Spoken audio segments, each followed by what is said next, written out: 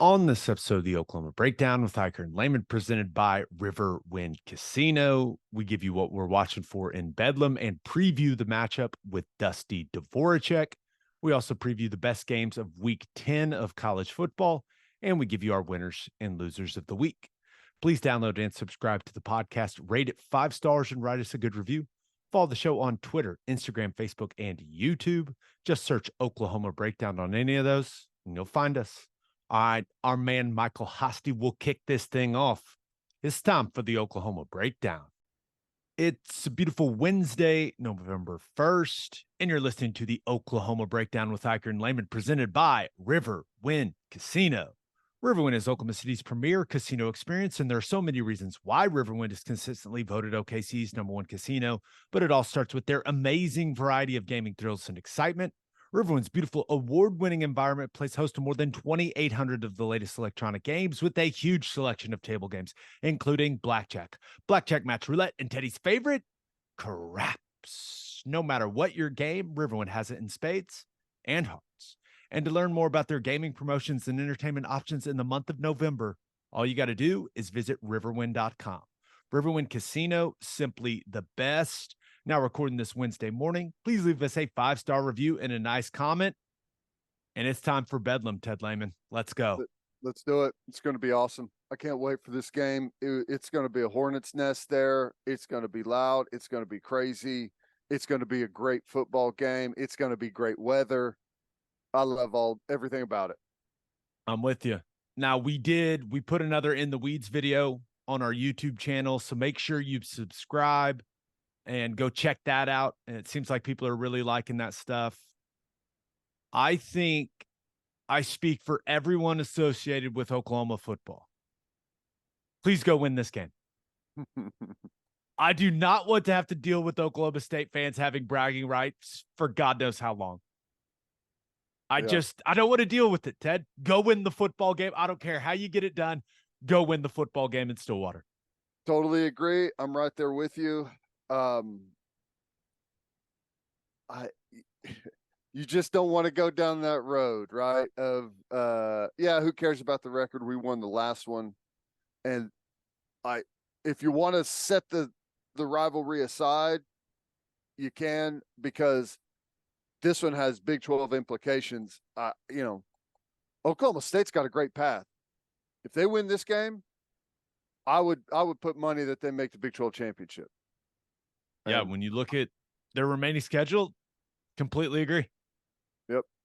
So, and for Oklahoma, I feel like is in the same position. If they win this one, I think they got a really good chance to make the Big 12 championship. Now, nothing is guaranteed.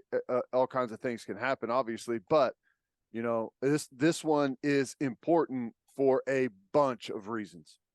No doubt. All right, let's get into what we're watching for. Now, the number one thing I'm watching for is if Mike Gundy and Brian Bosworth get nose to nose at midfield and like spit on each other. That's what number one thing I'm looking for. I mean, how funny would that be? Maybe we see it, maybe we don't, but that back and forth was pretty great.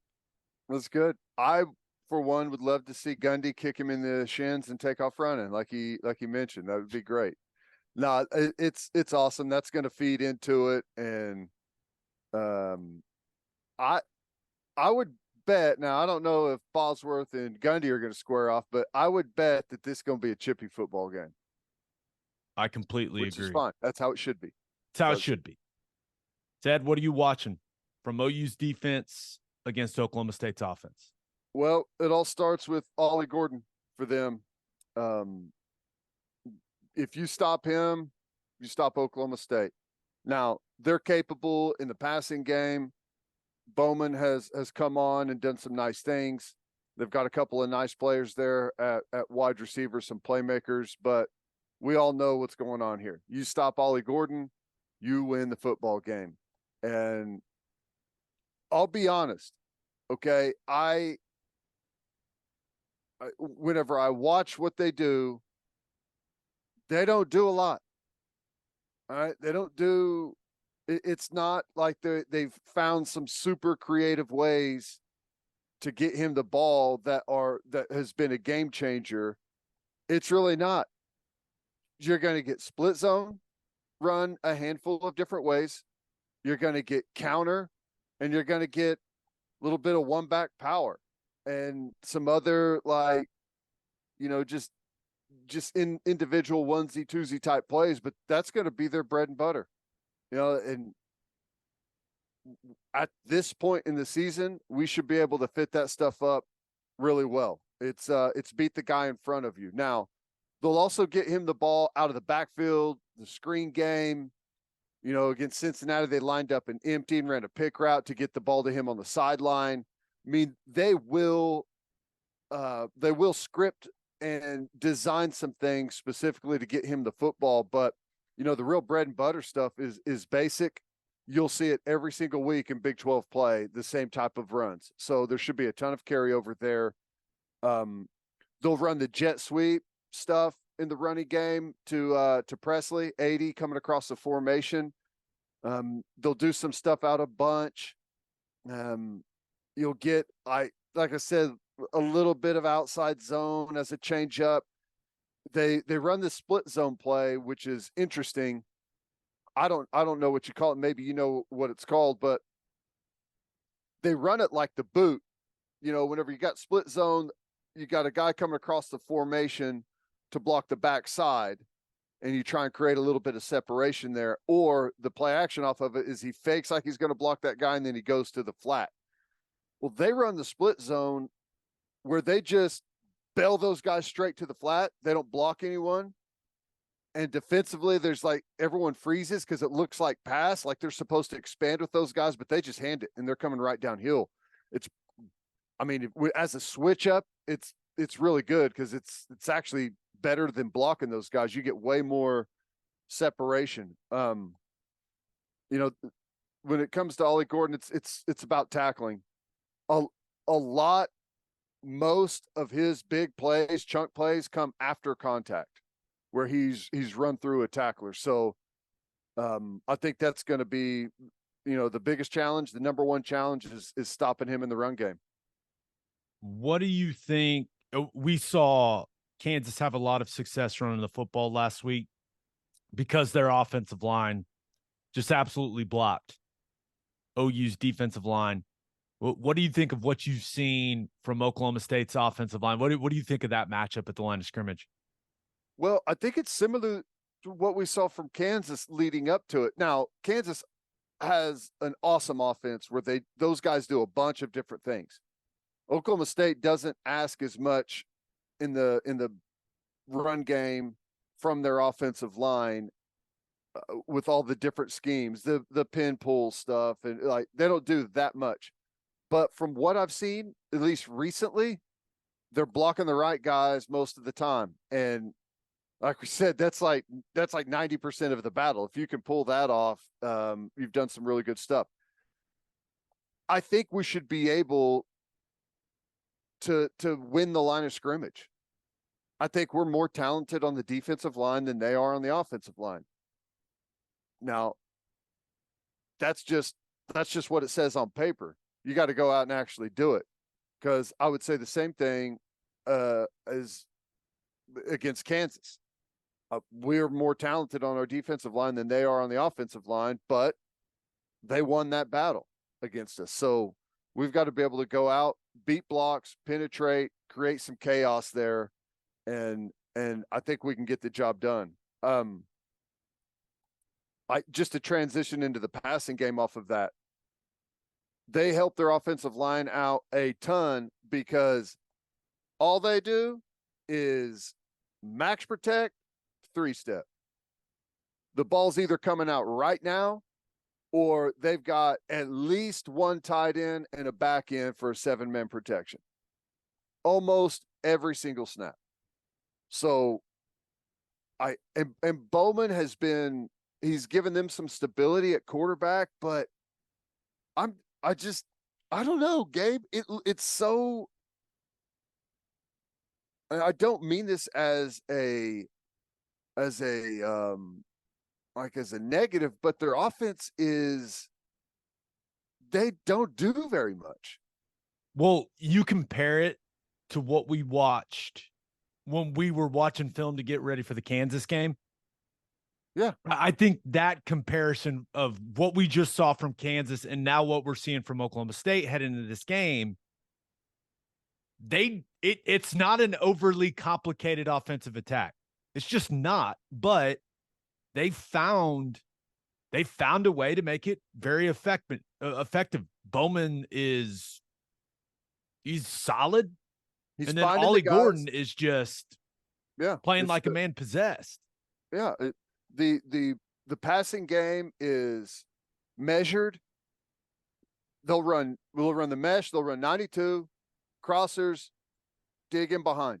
They'll run 95, and they'll do these out of a bunch of different formations and personnel groups, but it's all the same stuff.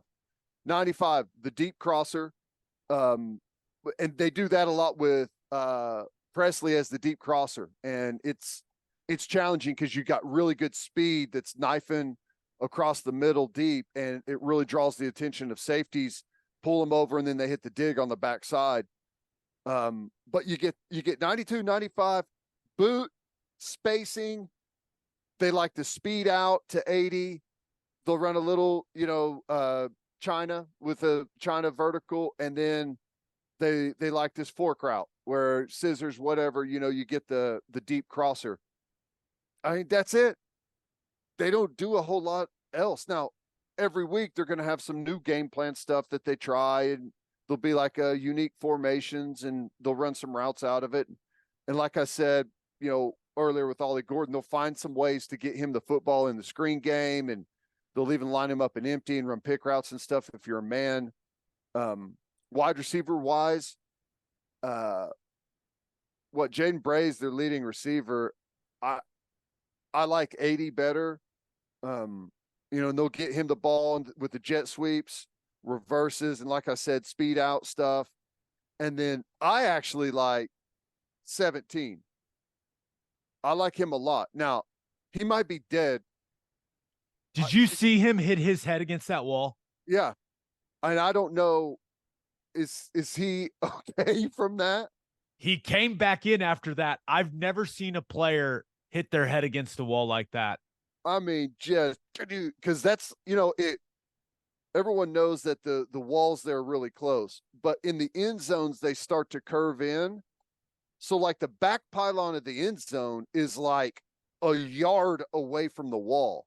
It's crazy. It's almost like they shouldn't even allow it. It's like arena football, but he stumbled as he went out of bounds and just head first into that. It was crazy.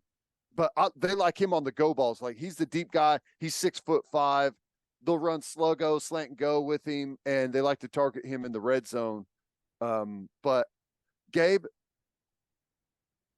if our defense plays to their capabilities, we should be able to have a really good day against them.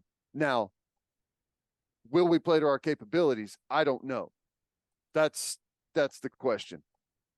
The only other thing I have for you is, and we'll see what Danny Stutzman's status is for the game. I haven't talked to anyone. I don't know anything, but with how tough that guy is, I'd be pretty surprised if he's able to be effective in this game, because he was in a ton of pain when he tried to give it a go in the second half of Kansas. And if he was in that much pain, I know that a lot of people think, oh, these kids are young, they heal so quick. But if he was hurting like that against Kansas, I don't know, man. I'm just going to have to see him go out there and be effective before I believe that's going to happen. And that leads me to wonder, but with no Stutzman, what's that look like? Not only from a leadership perspective, but just from a production perspective at the inside backer position against the hottest running back in all of college football. Yeah. It's not a good scenario. Right. And we talked about this before the season, that outside of Stutzman, like, I love our linebacking core, the youth, the athleticism. There's some really good stuff there, but we don't have any experience. That's the problem. So if he doesn't play, all of our experience is going to be standing over on the sideline in a boot, I guess. But Kip Lewis is his backup, and I love Kip Lewis. I think he is awesome. Now, he's decisive. He'll pull the trigger. He'll go make plays. Um, but you're not going to get the um, the coordinating the defense, the communication, getting people lined up, knowing what to expect. Like he doesn't have nearly the mental game that Stutzman does at this point, and that's understandable. We all would expect that, but he'll make some big plays. But the Mike backer Kanek's got to have a big day. He struggled against Kansas. You just kind of have to call it how it is. Struggled against Kansas, missed some tackles. I think games tend to snowball on him as he makes a couple of mistakes. I think he starts to worry about it, which is totally normal. And I think it becomes a bit of a mental block for him. What I like though, and Kansas shift, motion, exotic formations, unbalanced, shift to unbalanced, shift from unbalanced. It's crazy, and it happens on every single snap. Oklahoma State, they move, but they don't move nearly as much as what Kansas does. So I hope that helps Kanek be a little more comfortable out there. But if I'm Oklahoma State and they watch film, if they think Stutzman's not going to play and we got a bunch of inexperience out there at linebacker, my guess is they're going to try and mess with him pre-snap, Yeah, I think it's a pretty safe assumption. You got anything else? OU's defense, Oklahoma State's offense? Nope. That's it. All right. Things to watch for OU's offense versus Oklahoma State's defense. First of all, new defensive structure for Oklahoma State. They are playing the 3-3-5 under Brian Nardo. Now, they will get to some four-man front with Colin Oliver up on the line of scrimmage. He can be over a guard. Mostly, though, he's over a tackle. He's just playing a true edge when they get to a four-man front.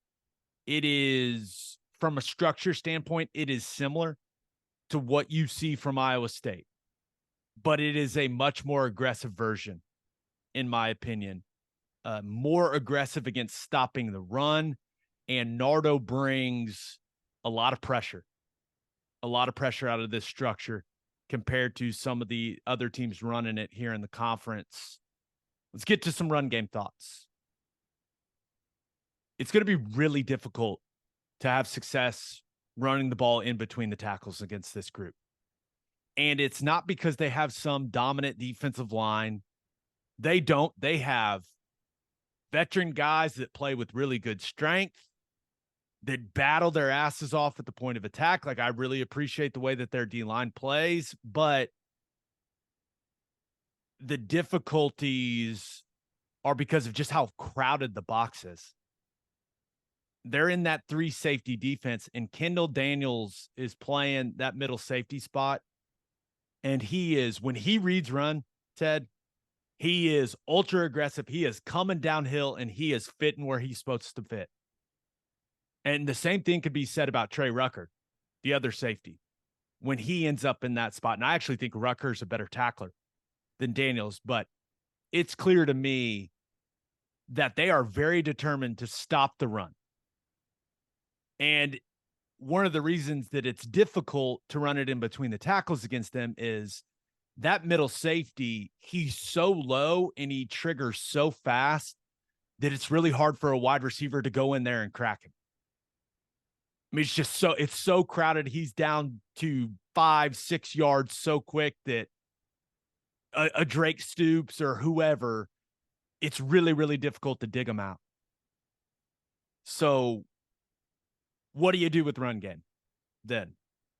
I think you attack the edges, because not only is that middle safety fitting it really aggressively, their inside backer duo is legit. Colin Oliver, he's still feeling it out a little bit at that inside backer spot, but he's gotten a lot better from where he was at early in the season to where he's at now. The guy plays fast. Colin Oliver, he's starting to look pretty dang good at inside backer. But Nicholas Martin, he may be the best defensive player OU's played against this season. TJ Tampa at Iowa State's in the conversation. But Nicholas Martin, he plays inside backer the way it's meant to be played. He's not a big guy. I don't care. He absolutely flies to the football. So when OU's offensive line is on their double teams, whether it's the zone game, whether it's gap scheme, if you're working to 4 and 30, you better be really good at the point of attack on your double team, and you better have a damn sense of urgency to get off it, because those guys aren't waiting for nothing. They are flying downhill and filling the run. So I think they do a really nice job of shutting down the run game. And that's why I think if you are going to run it, because you just can't abandon it altogether, you have to attack the edges. Their defensive line, they do a nice job of kind of hunkering down on double teams and fighting and battling. I think outside zone is really good because it forces that defensive line to move. It also forces those inside backers to move, right? To kind of to hesitate a little bit before they really spike it downhill. And we've seen OU, they've got the split zone, outside zone concept that they've run quite a bit this season. That should be good. Zone insert, I actually think, is a good play. It's something that Stogner's been really good at here in these last couple games. Cincinnati had some success with that one as well. When you look at the gap schemes, counter and power, I think that, and the variations of it, I think that if you can hit a little wider, it should be good. And we've seen the Sooners do that with the one back tackle power. We've seen those gap schemes hit a little wider, and I think that's a good way to attack the edges.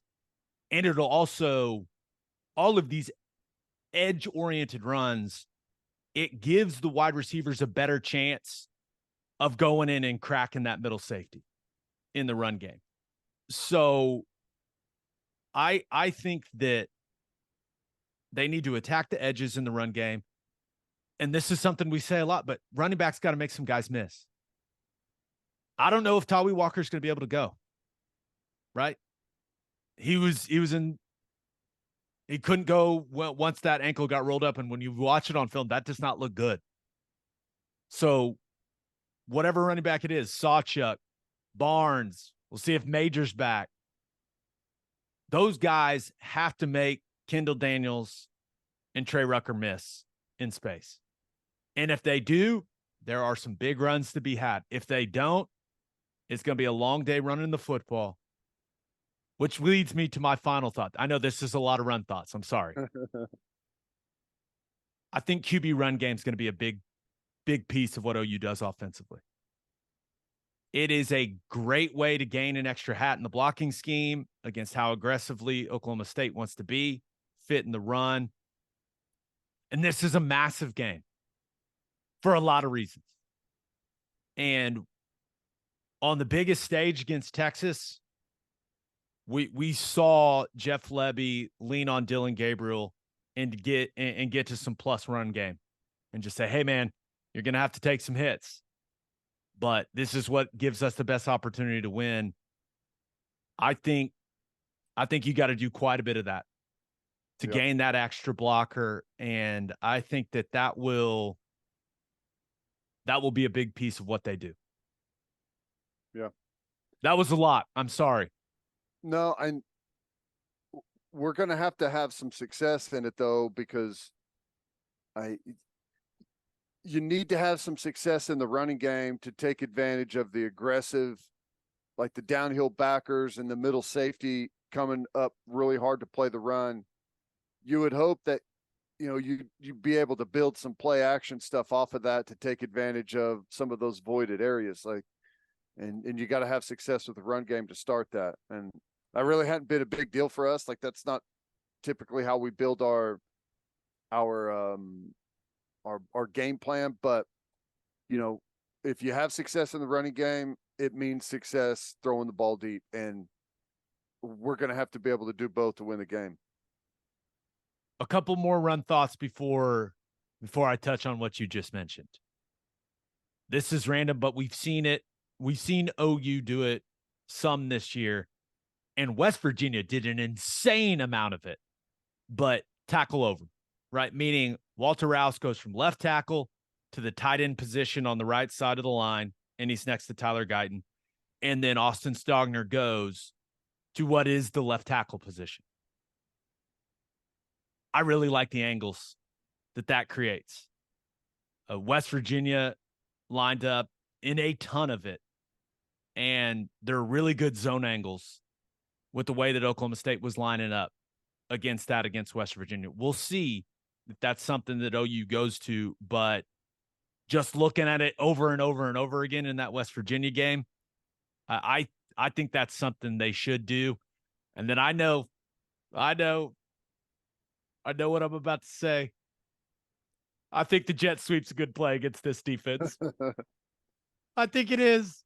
I think getting those safeties, getting them to where they kind of have to run downhill at the angle as opposed to being in the box and fitting.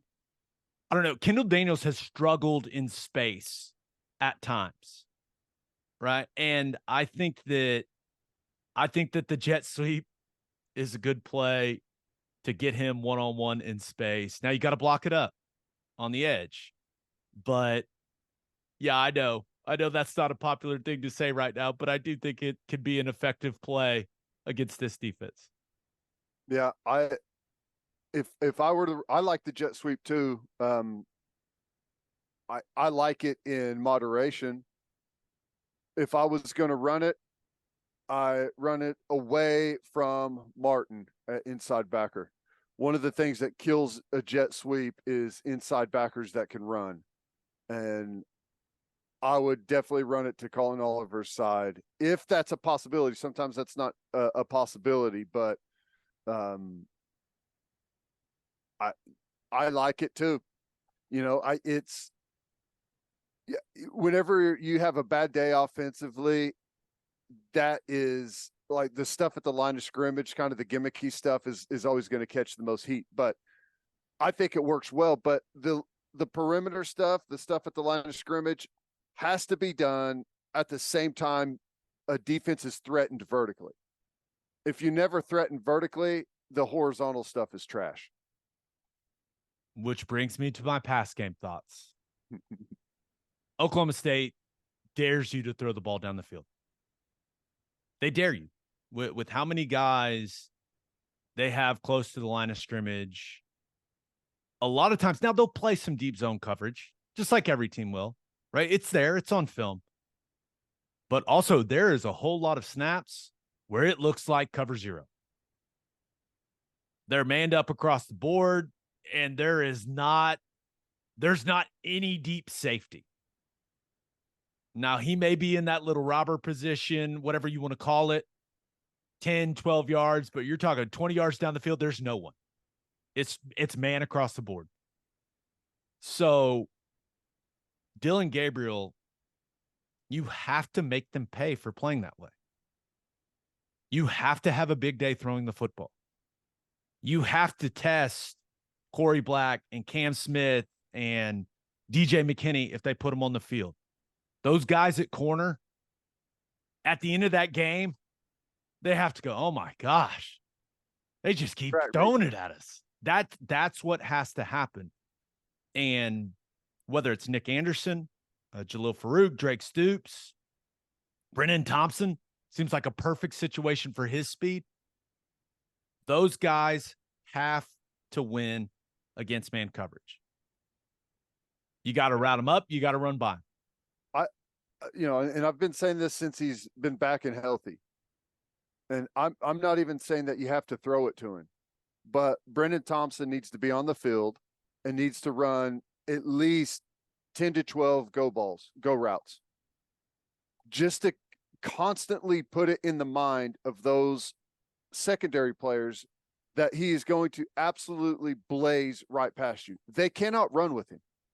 Now, that doesn't mean that we can always get him the football, but you got to understand, like when you line up at safety or you line up at corner, everything is money except for the deep ball, like getting run by.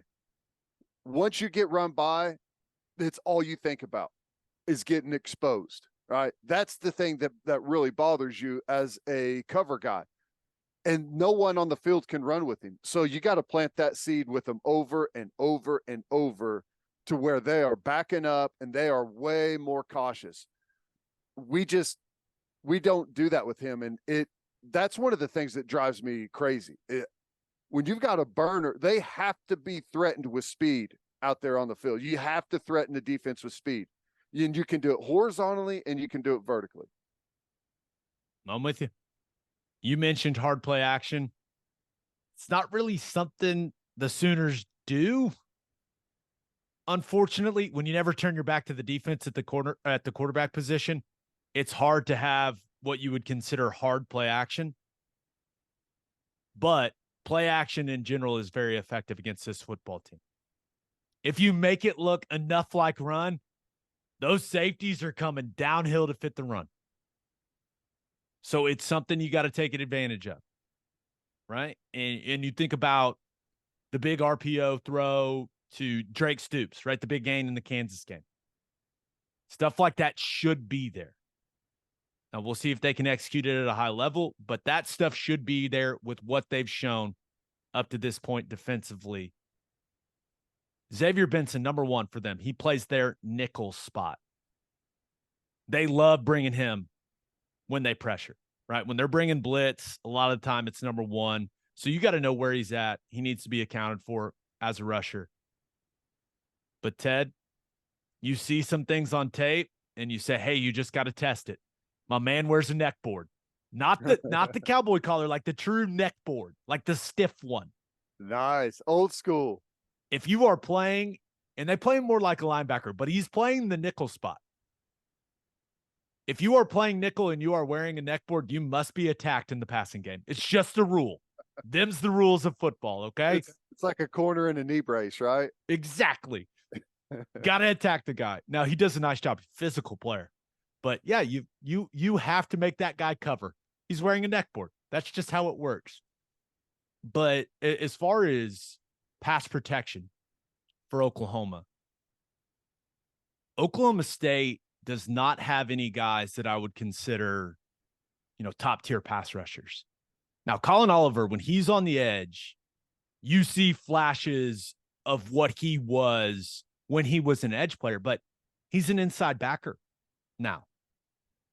How often is he working pass rush in practice? Some, but not a lot. Tyler Guyton, if he gets one-on-one on an island with Colin Oliver, he needs to lock him up. I mean, what are we even talking about? This guy's an inside backer.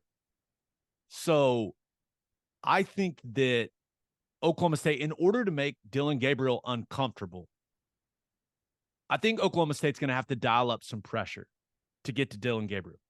Because if they just rush 3 or rush 4, I don't see really anyone that jumps off the tape where you go, oh, man, that guy's going to be a problem. Now, there's glimpses of Colin Oliver. Don't get me wrong. He's still got it at points in time. But they've got some good blitz concepts, and I think they're going to have to dial them up to make Dillon Gabriel feel some pressure. Yeah. Or if they don't have to dial it up and they get to him, OU's going to lose. Yeah, we got some serious problems there. Well, I'm with you. I think I hope that we can protect him. I think we should be able to protect him. That really hasn't been much of a problem all season. You hope it doesn't start now. And that's why I love throwing it deep. Contrary to what most people think, throwing it deep, you do not have to protect for a long time. The quarterback should not be standing there in the pocket. It's a rhythm thing, and get that ball sent downfield pretty quickly. But I I feel like on both sides of the ball, we should have the edge on the line of scrimmage. Now, whether or not that's how the thing ends up, I don't know. But as I look at it right now, I give us the check mark on the line of scrimmage on both sides of the ball. Just got to go out and prove it. The last thing I'll say about the offense, it's going to be a wild environment. But you got a veteran center and you got a veteran quarterback. No snap issues. Communication needs to be clear. There's no secrets on the road. You have to yell at each other. You need to know what the other guy's doing next to you, especially on the offensive line. Over communicate. No secrets on the road in a hostile environment, Ted. And they have to handle all of the emotion that's going to be in that stadium because that place is going to be nuts. Yep. But you have to be able to handle all that. And they've got veteran guys in key spots to where I'm not worried about it. Now, those may be famous last words. We'll see. But that, when we recap the game on Sunday's episode, I don't want to be talking about snaps or bad communication, blown assignment. I don't want to be talking about any of that. That's where I'm at. I agree. Yeah, and that's the thing is we're going to have to be offensively, defensively. We've got to play a clean football game. We can't have. I don't know what the final number was of penalties last week. I think a lot of them were horrible calls, but at the same time, we can't penalize ourselves. We can't jump off sides late, whenever we're trying to get a first down on fourth down. We can't punt the ball, into the end zone, and we can't. We've got to do our job. We can't give them anything. We've been giving teams too much recently, and it's just, especially with injuries and stuff, we're not that good right now to be able to overcome a ton of mistakes. You got to play cleaner football. I hear you. All right, let's get to call your shot. We asked you guys the number one thing you'll be watching for in Bedlam. This first one comes from Austin Carey, who says, violent, legal tackling. If Stutzman is out, I want to see who steps up to fill in the on-field leadership role. It's an interesting point Austin makes. I love how he added legal into the violent tackling. But yeah, if Stutzman is out, he's the emotional leader of that defense. He's the quarterback of the defense. So yeah, guys got to step up. I have to, which, the legal tackling is a big key, but it's another reminder that Reggie Pearson's going to be gone for the first half. And this is a Reggie Pearson game. Now I'm not suggesting that the Kansas running backs are better than Ollie Gordon. That's not what I'm saying. I'm saying that I would prefer to play a running back like Ollie Gordon. He runs kind of high. There's a lot of surface area there to hit and to tackle. I feel like we're better tackling against players his style than we are Neal and Highshaw, the shake guys that whenever they've got you in space, they're going to put like a big move on you. And Ollie Gordon's got some moves. He's got some shake, but he's more of once he's going downhill, he's going downhill. I feel like we should be better tackling, at least not whiffing on Ollie Gordon. But all right, Reggie Pearson, whenever he comes in the second half, I guarantee you he's going to have a huge collision with Gordon. Huge. No doubt. This other one comes from Boomer Butler, who says this is a pretty good summary of what he's looking for. Special teams improvements, vertical passing game, stopping OSU's run game, and OU sustaining a drive of more than 5 minutes. It's a pretty good checklist from Boomer Butler there of how OU can go and win this football game. If we win special teams and stop Ollie Gordon, then we win the game. My opinion.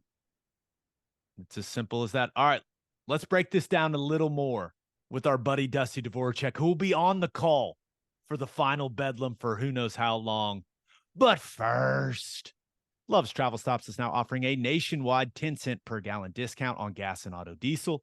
Just download the Love's Connect app and scan your barcode at the prompt on screen and watch that price drop 10 cents per gallon. Across the country, the Love's Connect app unlocks exclusive deals and can help any traveler plan their route or meal on the highway. So before you hit the road, be sure to download the Love's Connect app to save 10 cents per gallon and experience the country's best highway hospitality at Love's Travel Stops. Love's also has you covered if you forget your phone charger or headphones with their expanded mobile to-go zone. And of course, don't forget to grab yourself some of that delicious Java Hamore. It's hunting time in Oklahoma. And if you're looking to buy hunting property, the Land Doctors can help you find the ideal ranch. They build custom hunting lodges and lakes and can turn your Oklahoma's raw land into your personal playground. If you'd like to sell some land or you simply want to add your portfolio, then call Colton Cole at 405-615-7645 or visit landdoctors.com. And celebrate with a Schooner All-American Ale, the official craft beer of OU Athletics from Coop Ale Works. Named after the iconic Sooner schooner that races across Owen Field after an OU score, you can join in on the celebration with an ice-cold beer from Coop Ale Works. You can enjoy it at the Palace on the Prairie, at OU Athletics events, at the bar, at the tailgate, and in the comfort of your own home. For more information on Schooner All-American Ale, visit SchoonerAle.com. Must be 21 to purchase. Please drink responsibly. Schooner All-American Ale, the taste of game day. All right, here's Dusty Dvoracek. It is our pleasure to be joined by the host of Dusty and Danny in the Morning on SiriusXM Radio. You can also see his beautiful face. You can hear his beautiful voice on the call for Bedlam. Dusty Dvoracek, former Sooner great, is in the house. Double D, what's going on, man? What's up, boys? Kind of a big week around here, huh? Should be a lot of fun, man. I'm always excited when you guys give me the opportunity to hop on your amazing podcast. Congrats to you guys and all the success. I got to get some of that swag, though. I mean, I see all that swag everywhere. What? I want the Lehman shirt. That's the one I want. I want the Theodore with the what does it take? You just giving up the old number one with the touchdown. That's the one I want. That's pretty sweet. Everyone say I look like I'm about to kick off, which I think is hilarious. Absolutely. No, man, but what a special week this is for here in the state. You know, you guys are both from here. I'm a transplant. As a lot of people say, I'm not from Oklahoma, but Oklahoma is my home. So I know what this rivalry is all about. It's part of the fabric that makes college football so special. And, you know, I don't want to dwell on the fact that we're not going to have it. At least we don't have it scheduled for the foreseeable future. I want to celebrate what this rivalry's meant, what it means to the state, to so many houses divided across the entire state. I mean, we both have a lot of Sooner friends, a lot of Cowboy friends, and it means a lot to a lot of people. And it's going to be fact that these two teams are smack dab in the middle of a Big 12 championship race, and for Oklahoma, college football playoff implications on the line, Heisman Trophy implications on the line. It's going to be a lot of fun in Stillwater on Saturday, boys. That's crazy. You've got two teams that have, you know, been kind of working opposite each other. Oklahoma with the hot start, looking really good early. Oklahoma State, shaky. Now things have kind of flipped. Oklahoma, you know, the last couple of performances after the Texas game, not nearly as strong. But Oklahoma State, once they figured out, let's just keep handing it to zero, they're on the rise. They really are. It is. These two teams are in, you know, have had different paths to get here, but it's been fascinating to watch, especially from Oklahoma State. It's amazing what consistency can do for somebody, guys. You know, like the consistent revolving door at quarterback didn't work the first three games. And it was the same thing at running back. Ollie Gordon had 19 carries in his first three games. What? And, you know, I think the offensive line solidified itself. Dalton Cooper moving to left tackle. I think him staying there really helped a lot of things from the offensive line perspective. And again, like just consistency. I mean, Alan Bowman, he just kind of keeps getting better and better and better, which you'd expect the more you play. And yeah, it's amazing when you get the football to your best players, good things happen. Ollie Gordon is playing as good or better than any player in college football over the last 5 weeks. He's been incredible to watch, especially on film. And I think Brennan Presley too, like they weren't getting Brennan Presley the ball early in the season. I think he's another key piece of what they do, whether it's jet sweeps, which I hear is not very popular around the Oklahoma fan base right now. Well, watch out. I'm going to warn you. You're going to see some from Brennan Presley because they've had a lot of success with him. And he's just really good in space, guys. Like, I mean, he is quick. He is agile. He can make you miss in a phone booth. I think really, making it a point to get those two guys the football has changed the trajectory for Oklahoma State. And defensively, the numbers don't wow you, but they get timely stops. Fourth down, they're number 2 in the country. Like when they have to get a stop, they get off the field, they come up with a key takeaway.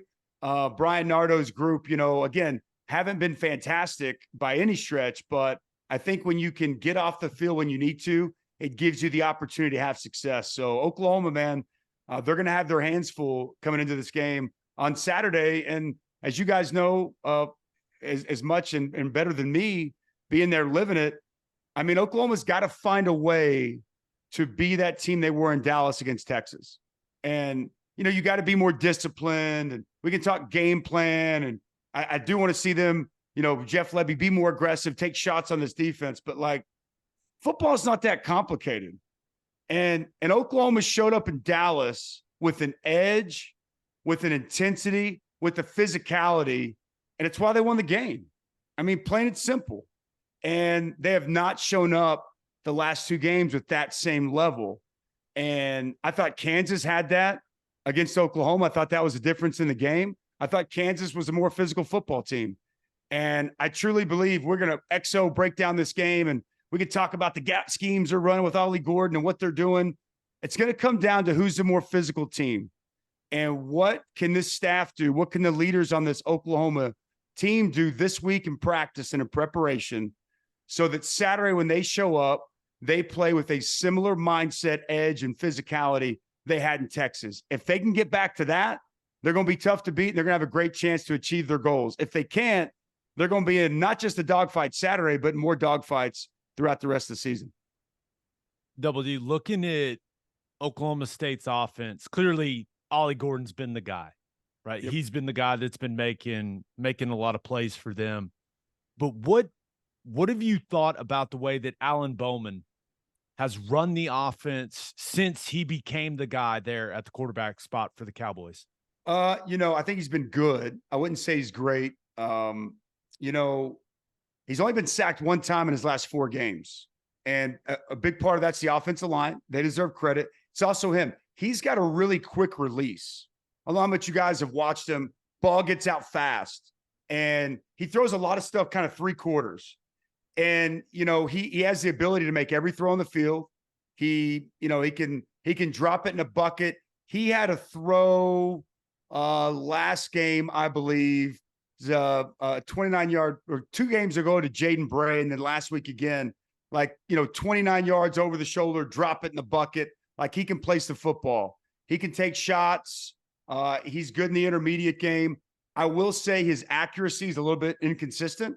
He hasn't just been phenomenal, but to me, he's playing with a ton of confidence. He's not afraid to take some risks, to take some gambles. It's kind of reflected with some of the interceptions, but I think he's been the perfect guy to lead this team. He's a veteran guy. And I think that as much as anything, his pocket presence, he doesn't throw great on the move. I think that's what you want to do if you're Oklahoma, is get him off his spot.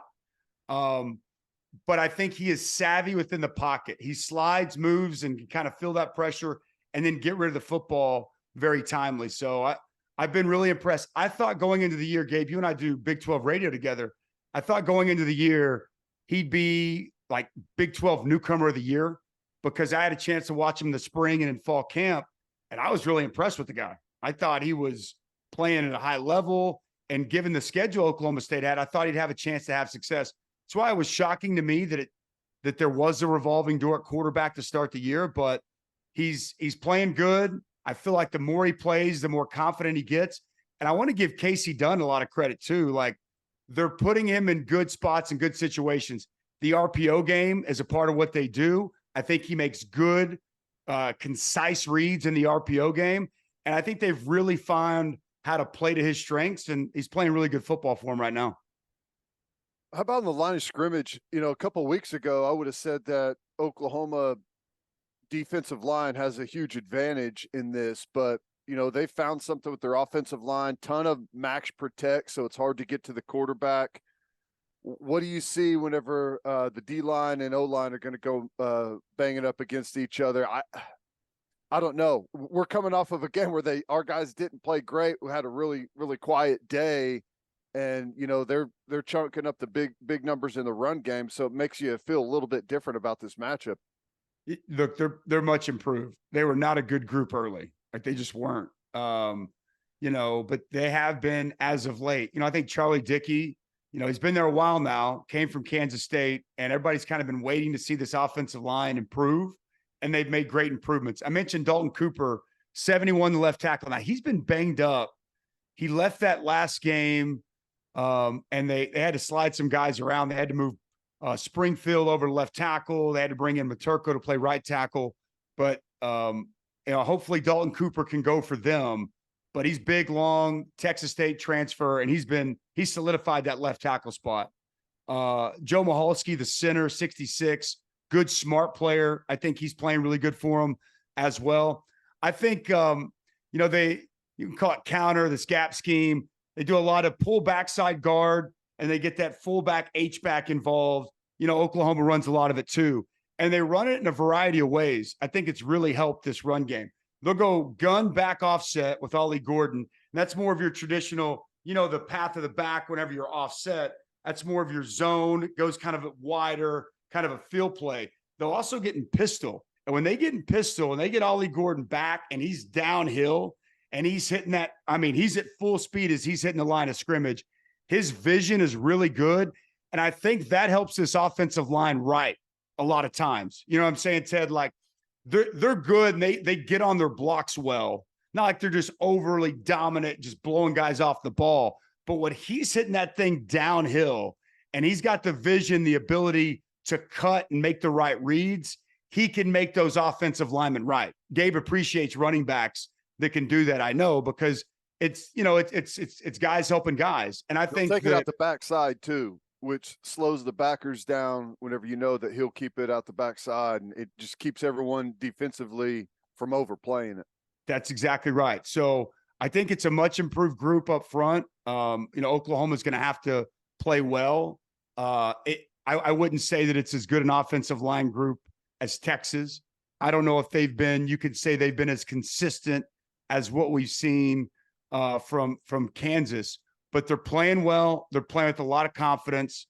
They've got a running back behind them that is as tough to tackle right now as anybody in college football. And I think that helps, right? Like, when you got guys making plays around you, it lifts your confidence. I do think, though, Dalton Cooper, getting a status check on him, something for everyone to monitor, because I think without him, they're not nearly as good.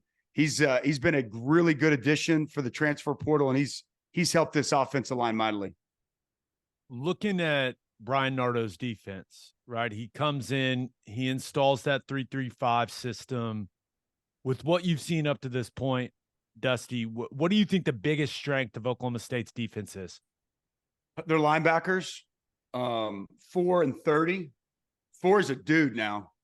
Ted, I don't know how much you've watched him on tape. You'd love this guy. You'd love this guy. He runs well, man. He's not very big. He's probably 210, 215, Nicholas Martin, but he is a football playing Jesse now. He will come down and smoke you. Very instinctive, runs very well, just kind of out of nowhere. He hadn't played a lot of football prior to this season, and he's been fantastic. They get him involved in the blitz game, and even when he's not blitzing, just read and react. And he's downhill right now, and he tackles very well. He had in 2 out of 3 weeks, 2 17 tackle games. He's coming off a game where he had 12 tackles, 2 for loss, a sack, should have had a pick. Like, he's really good. I've been impressed with Colin Oliver. I actually, early in the year, they moved him from more of an edge player to that second level backer. And I thought he was playing kind of slow. I didn't know if I loved it. I think you go back to like Arizona State. And I thought really when they just lined him up on the edge in the fourth quarter, He couldn't block him. And so, like, to me, that's still where he does best, Colin Oliver. I think that I don't think he practices it a lot, but you're talking about first step quickness off the edge. Go back 2 years ago to Bedlam. I mean, he had the sack on Caleb Williams to ice the game.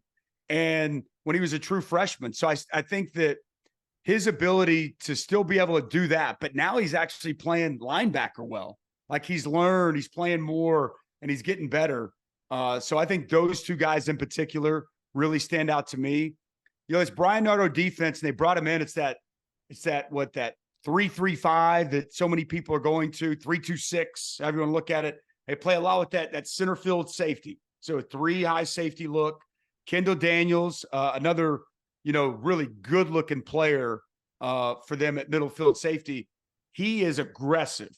He really comes downhill, inserts himself into the run game, and he's long and he's rangy, 6'4", 215. He can be a little feast or famine. I'm not going to lie. Like, he'll miss some tackles. He'll make a splash highlight reel play. And you're like, wow. And you can see the talent. He's got to be more consistent. Trey Rucker, 9. He's a really good tackler, very aggressive safety. They've got young guys on the back end. This Cameron Epps kid's really coming along. Good guy in coverage. 8 McKinney, another guy who I think is just getting better and better. Both those guys are redshirt freshmen. So, they've given up a lot of plays over the top. And I do think that's, we're kind of just breaking down this game. The secondary of Oklahoma State, the explosive plays they've allowed. They went on a stretch in 2 weeks where they had 6 touchdown passes at 30+ yards given up between that Kansas game and West Virginia. And that's just who they're going to be. They're going to be aggressive. They're going to say, you're not going to run it on us. And they're going to give you opportunities to challenge them in one-on-one situations. Oklahoma is going to have to be able to take advantage of that, or I think it's going to be tough for their offense to be able to exploit some of the weaknesses that this Oklahoma State defense has shown so far. Yeah, and that kind of builds into what I was wanting to ask, game plan wise. I guess my question is, has the Andrel Anthony injury been a bigger deal for Oklahoma's offense than maybe we thought it was going to be? Because since he's been out, it feels like we just haven't been very aggressive down the field. Possibly. Great question for me to ask Coach Levy here today. We have our meetings with him later on this afternoon. I think that's definitely part of it. I think they have belief in Nick Anderson. Now, is he the burner that Andrel Anthony is? Probably not.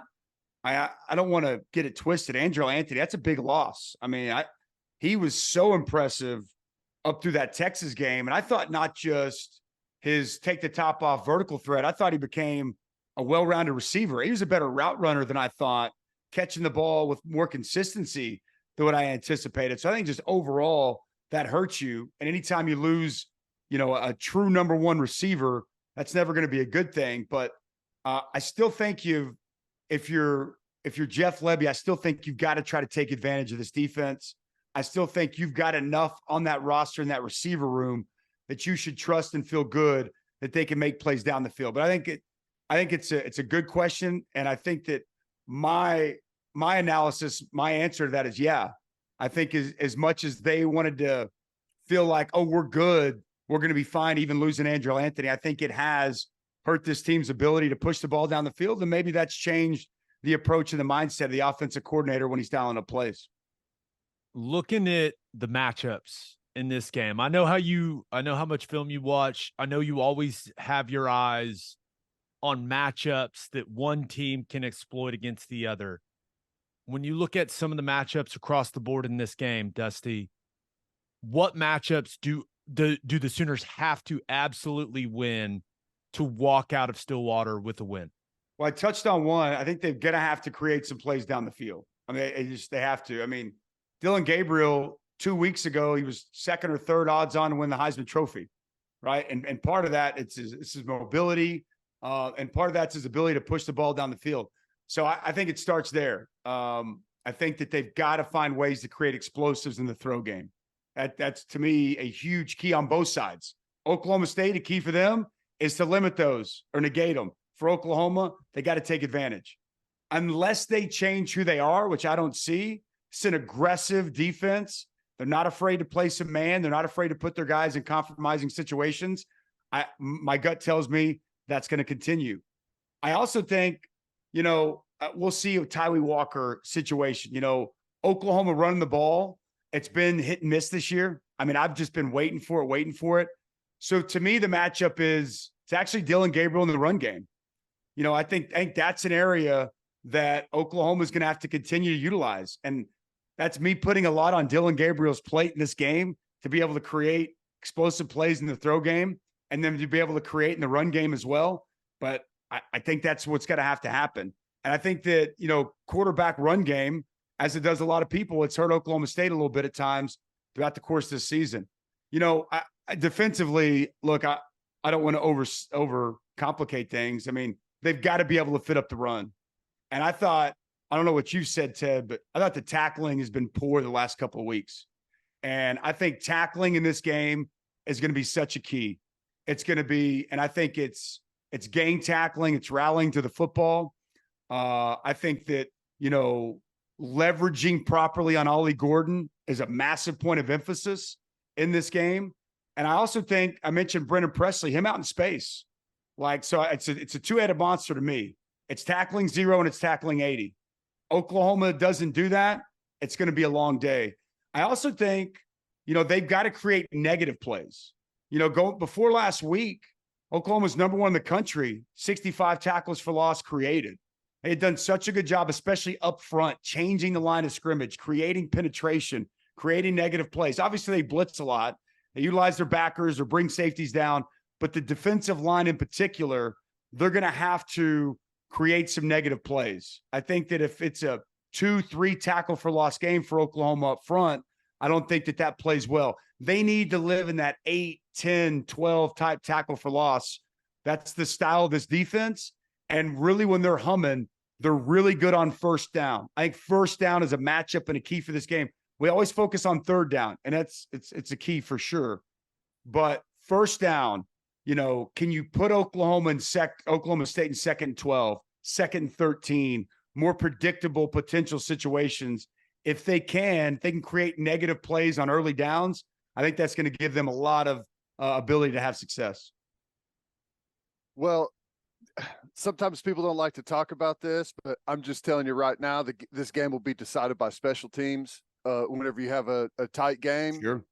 That's just how it's going to be. All right. And you can look at Oklahoma's game last week against Kansas, and that had a huge factor in it. Yep.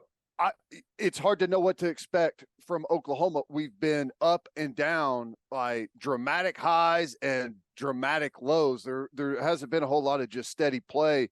What do you think of the special teams matchup? Oh, Schmidt. I'm just kidding. They better, you've got to be sound in the kicking game. I think where is Zach Schmidt's confidence? That's a question that I have.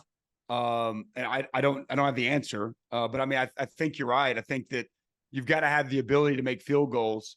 They've got a kicker in Alex Hale who's had quite a bit of success this year. I mean, he's had a couple of his own issues, missing field goals, missed one, missed 2 a week ago. But overall, throughout the duration of the season, he's been pretty good.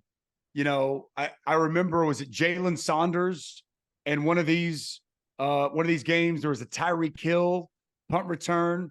So to your point, you're right. We've seen punt returns, kick returns play huge roles throughout this. Field goal down there in front of us on the. Oh my gosh, was that Honeycutt? Honeycutt, he got blasted. I'm the pretty Jalen Saunders return and the Honeycutt. I think those were in the same game. No, yes, I think it so. Was that the only offensive touchdown was Blake Bell at the very end, leading that insane drive to win it. It's gonna be a huge factor, Ted. I think field position, just overall special teams. Punt average on the season so far for Oklahoma State's been really good. Like, they've done a really good job with their punt game, with their coverage units. That's been a huge area that they've really tried to hone in on. So Oklahoma's going to have to match that. So I think it's going in, I maybe give a slight edge to Oklahoma State just because they've been more consistent with it. But I think that Oklahoma, they've got more overall competitive depth. They've got good players on their special teams units, the punters, the kick game. It's going to be huge. Even the punt game for Oklahoma. Like again, I don't know how much people want to hear about it or you guys want to talk about it. I mean, it's been hit and miss. I mean, there's been some punts that you kind of scratching your head. Even last week. I mean, I'll just touch on it. I know everybody wanted to see them in that last drive after the Ethan Downs, or the next last drive after the Ethan Downs interception, be more aggressive. And then you punt the ball. You've got to find a way to be able to pin people inside the 20. Like you can't punt the ball through the end zone. So, that it's field position and who can make their field goals. It's clearly going to be a big factor, but nobody wants to hear about that kind of stuff, Ted. They just want to hear about quarterbacks not and till wide after receivers. the game, whenever they say, how could that happen? No, you're right. But man, it's going to be a lot of fun, man. I can't wait for this matchup. I'm imagining the other part too, and I think it's a real factor. Like we've played there, we know that crowd can really influence the game. It's still one of the toughest. It's not the biggest venue, but it's one of the most, as a player, I would say A&M was number one. Toughest place in 2002, and we played there, Ted, and got beat when we were number one in the country, and you played there in 2000. I was there as a recruit. That is the loudest, I think, most difficult road game that I played in 2002. But I would say not close behind is Oklahoma State. And it's the proximity of the stands with those sidelines. They're right on top of you. Like, say what you want. It's real. Communication is tough on the sidelines. There's no space. They're right there. When things are going well, it's fine. But if things are going bad, they're going to let you hear about it. And I think that as lively as they always are for Bedlam, I think we're going to see just an amazing atmosphere. I think we're going to see a juiced up, energetic Oklahoma State crowd. And that's just part of this. That's the added benefit that Oklahoma State gets at being at home. And if you think they're not going to bring it on Saturday afternoon, 2:30 in Stillwater, I think you're kidding yourself. So that's the other aspect of this thing. Momentum and that crowd. And if something doesn't go your way, Oklahoma, not allowing that crowd to turn one mistake into 4 or 5. We've seen false starts be an issue. That's one thing that I think that you have to look at, and you have to not concern yourself, but some of the disciplinary stuff and allowing that crowd to influence, whether it's a false start, whether it's something a little bit extra after the whistle. I think that I think potentially this crowd can have an impact and an influence on this game as well. Dusty, you're the man. You're going to be great on the call. I'll say have a great call, but I know you're going to be great. Not worried about it. Hey, you know what? It's going to be awesome. I can't wait. Whenever we got the assignments, I was my crew is on cloud 9, by the way. Like they are like, I mean, it's the final Bedlam until, who knows? And so like there's so much here, right? It's the end of a rivalry. And I know Oklahoma fan, it's a rivalry. I don't want to hear, I know the record. I understand it's a rivalry and it means a lot to the state. And I just think what a unique and awesome opportunity for me, a guy that lived it, that still lives it, living in the state, that's played in it. I've got a tremendous amount of respect for Mike Gundy. I've gotten to be pretty tight with Mike Gundy. I think he's a hell of a football coach. And I don't think he even gets the respect that he deserves within his own state. And I think that it's just a tremendous opportunity for the final time to paint the picture of what Bedlam's all about, the implications this game has on the Big 12 race, what this game means to our state, and pay homage to it. We're going to have a lot of old looks, a lot of old flashbacks to some of the great moments on both sides of Bedlam.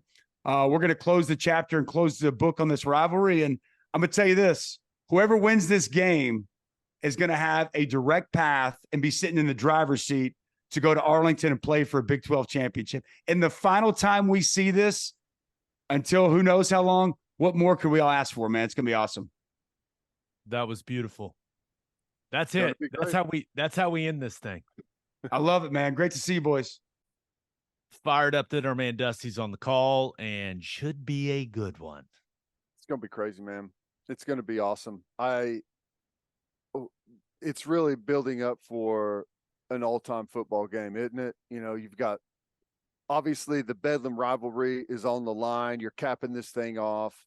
But there's so much on the line, and it ain't just a bragging rights game. You know, for a long time, this has been a game that was like a chance to ruin someone's season. That's not what it is anymore, and it hadn't been for a while. This is for Big 12 championship. If you win this game, you got a good chance to go. That's both teams.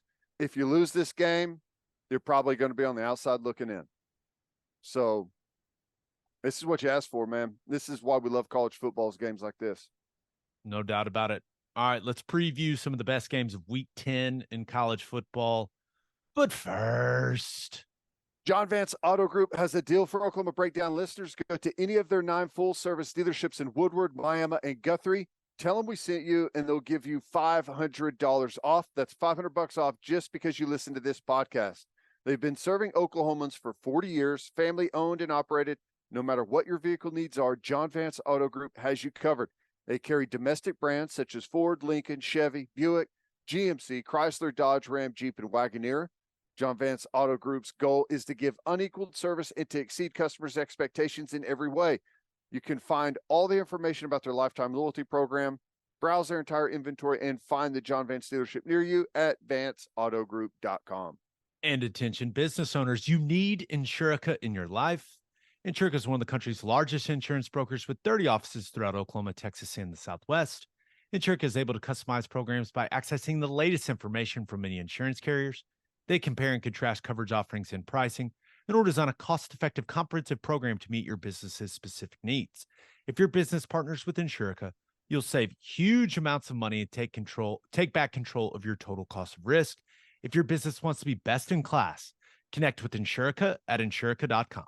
That's INSURICA.com. And head to the garage for head to the garage for I'm leaving it in.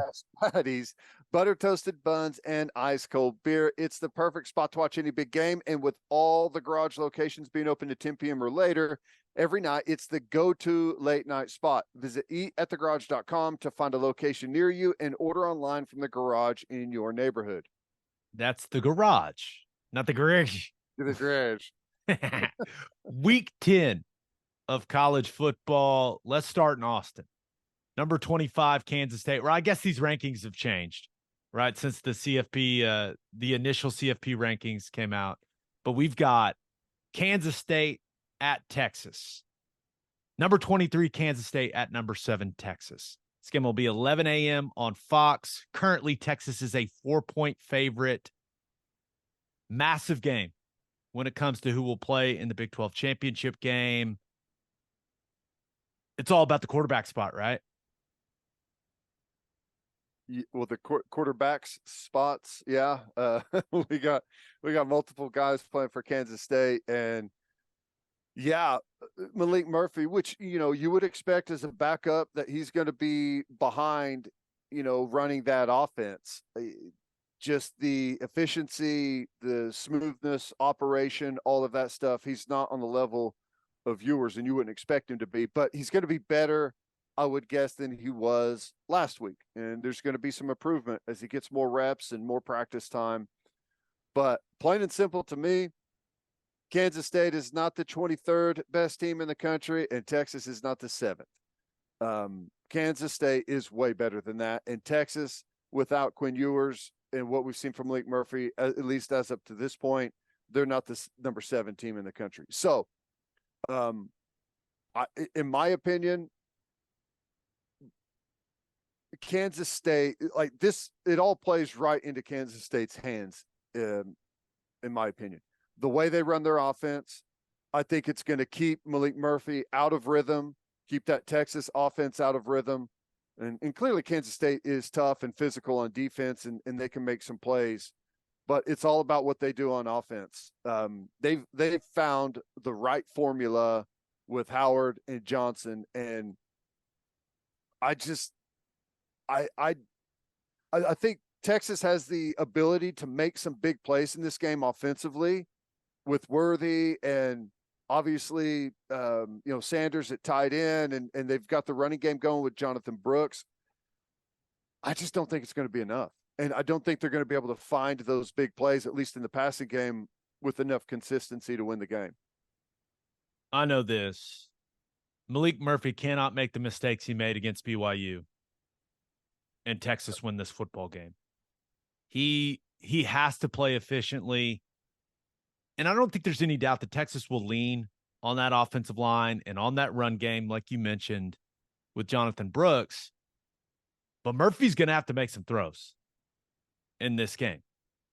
That's just what I don't know if it's going to decide the game, but he's got to be better than he was against BYU. And that's why the number one situation I'm looking at in this game is the red zone. Kansas State's defense, they've got one of the best red zone defenses in all of college football. They're really good in that area of the field. And Texas has struggled in that area of the field, especially along the goal line. Yep. And that was with Ewers. Can Murphy be precise in that area of the field? I don't know. I am excited to watch the two-headed quarterback monster of K-State go to work in this game. Dylan Gabriel, go back and think about that game in the Cotton Bowl. Dylan Gabriel had success with his legs. Avery Johnson has real speed, and Will Howard's been looking more mobile lately. Mm-hmm. So will Texas's defense be able to limit what those guys can do with their legs? I don't think Kansas State has the wide receivers to run by guys for Texas, but they do have Ben Sinnott. He's got to have a massive game at the tight end position for them. And how about the tight end matchup in this game? Jatavion Sanders and Ben Sinnott, that's pretty dang good. But you know where my eyes are ultimately going to be at. That K-State O-line versus that Texas D-line. Yep. That's going to be awesome. It is. It's going to be great. And, K-State, if I were them, and I know they've got some of this stuff in their package, they're going to be able to neutralize that defensive line a bit with the quarterback run game. It's way easier to gain the edge and work the edges of the defense and kind of get away from the teeth of what Texas does there at the inside backer and interior defensive line spot. But it's going to be a good game. I don't know if you see it differently. I can't. If we get the best of both, I don't see how Texas can match up to K-State. Whoa. If we get the best of both, Texas wins. Because they have a much more talented football team. Well, if you get the best version of Malik Murphy and the best version of Texas, they win the game. They're at home. They have more talent. I don't know what the best version of Malik Murphy is. Well, I would assume the best version of him is throwing accurate deep balls to Xavier Worthy and Adonai Mitchell. They have a more talented football team. Kansas State's got to take them into the deep water, and Texas has to make a few mistakes. Kansas State, this shocked me, Ted. K-State has lost 6 in a row to Texas. Yeah, it is. That is.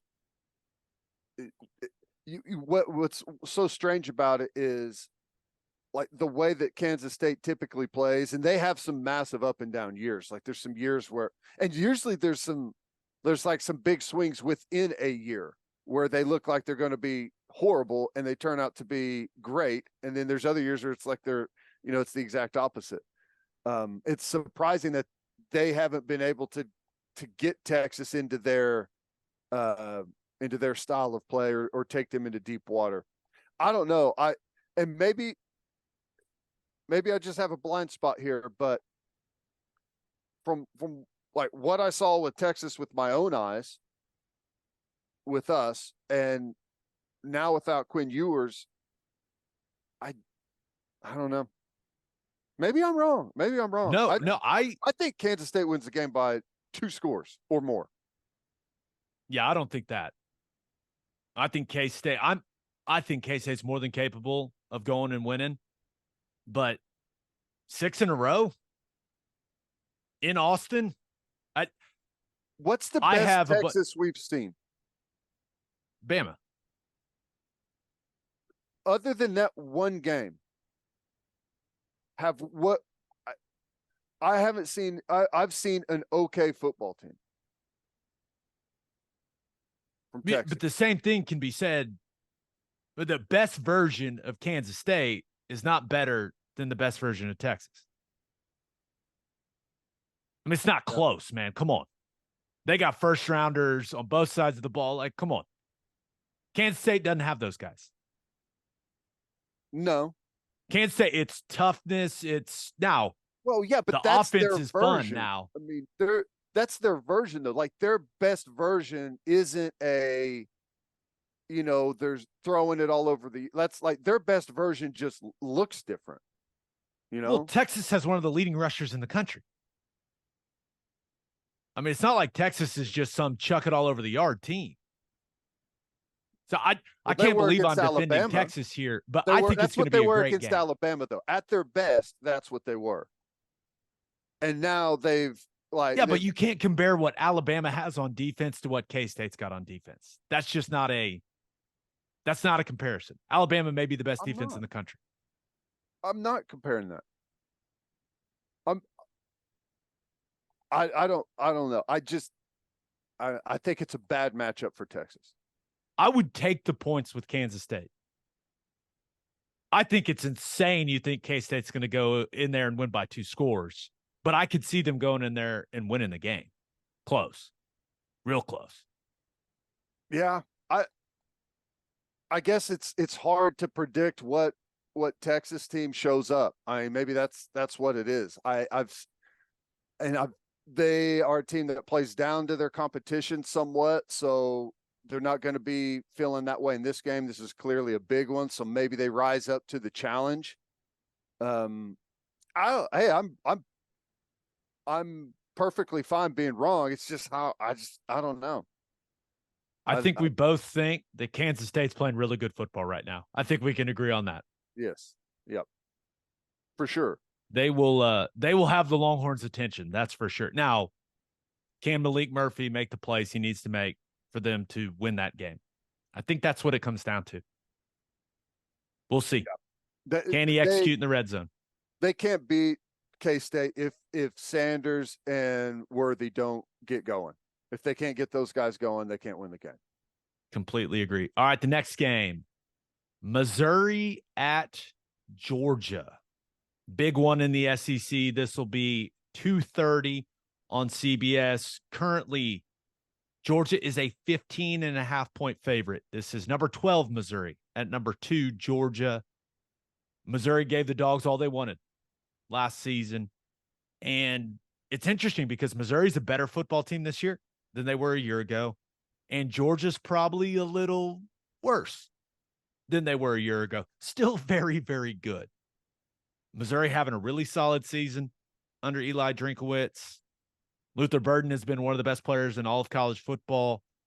Brady Cook has done some really good things at the quarterback position. With all that being said, I think they're walking into a buzzsaw in Athens. Ted, I think they're going to get destroyed. Yeah, I'm the same way. I think that, and we talked about this early on. Georgia has, was kind of sleepwalking early in the year. There wasn't really much to get their attention on their schedule. They've had a couple of games that have been like, okay, here we go. And when those games have come around, it's been a different Georgia team that has shown up. And I think that's probably what you're going to get with this. Like, this Missouri team has played good enough this year to be able to get the attention of Georgia, and they don't have the horses. Now, as good as Luther Burden is, you can't count them out that they can be destroyed the entire day except for 5 or 6 plays, and he just goes off and keeps them in it, I'm counting him out because I know this. Kirby Smart's going to make anyone else beat him. Yeah. He's going to make anyone else make the plays. He's a tremendous game planner. You'll take your chances with Theo Weiss, who, by the way, having a solid year. Yeah. Doing a good job for them. But you're going to take your chances with Weiss and Mookie Cooper. You eliminate Luther Burden from the game with the way that you game plan against Missouri. That's what I expect Kirby Smart to do. So the other guys from Missouri, and their run game has really gotten going. But the other guys from Missouri, they're going to have to make the plays because I feel like Kirby Smart and that staff, they're going to have a plan for Burden. Yeah. And, you know, the other thing, that's just kind of the nature of how things are. You just don't hear very much about Georgia's offense, but their offense is really good. Beck has been, you know, really solid for them. Got great wideouts. I know their defense is incredible, and it is, and it deserves all the recognition it gets, but it allows that offense to kind of fly under the radar with a bunch of people like they're just, you know, they're average. They're good. Beck's been great. He's been really efficient for him. So, yeah, I don't know what the final score is, but I like Georgia, and they could stretch it out pretty decently. Yeah, I just don't think Missouri's defense will be able to limit enough of the explosives from Georgia. And that's in the throw game with Carson Beck. But Dejon Edwards has done a really nice job, and that rushing attack has found a nice rhythm. Also, when you look at the vibes of the two coaches, I feel like Kirby Smart just wants to blow them off the field and then call Drinkwitz a nerd, like stuff them in a locker. That's just the vibe I'm getting from this game. That's just how I feel heading into it.